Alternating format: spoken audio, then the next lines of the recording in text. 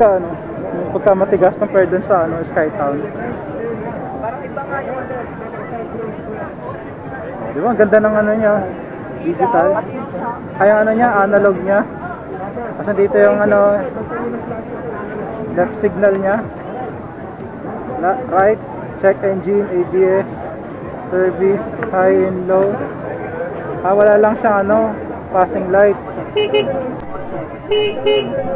Dito yung fuel gauge niya, yung odo, tapos yung speedometer niya dito. Tapos meron din tayo adjust dalawang buttons dito. Tapos dito, yan, start na natin. Responsive din. Ingkit din ng ano niya, ng busina. Ay, medyo mataas din pala yung ano, yung floorboard na ito. Sarap. Hila na naman tayo. Ganda din ng side mirror niya. Let's go.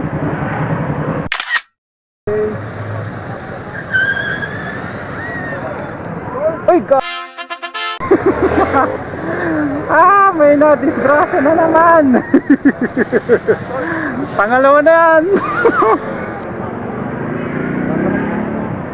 Uy, muntik na. So yung mga chinggo, habang nag-aantay tayo, check na natin itong ano. Kasi gustuhan ko sa kanya ano ang ganda ng pagkakulay black niya. Tapos may touch of red, LED, signal lights. Ganyan siya pagka ano. Diba? Mawawas ng pagkaano niya dito. Tapos may touch dito ng ano, red sa ano niya, caliper. Kasi ito, parang sa KRD lang din. Kung makikita niyo mga chinggo, yung sitting, sitting position ko, upright din siya, relax din. Tapos yung sa sa seat height, medyo lapat ng ano dito sa talampakan ko. Ayan. So check natin kung may side stand kill switch siya. So tatry natin, side stand. Wala siyang ganun. Wala siyang ganung feature. Yan na, machinggo. Wala nga pala tayong ABS. Kaya kailangan mag-iingat tayo. Yan talaga. Ang lakas din niya.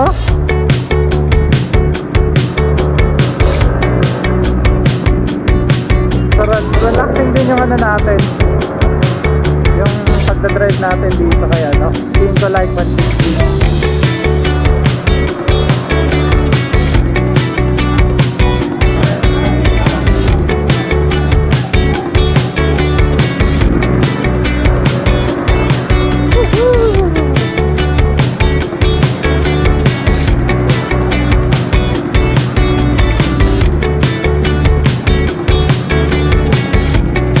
May mga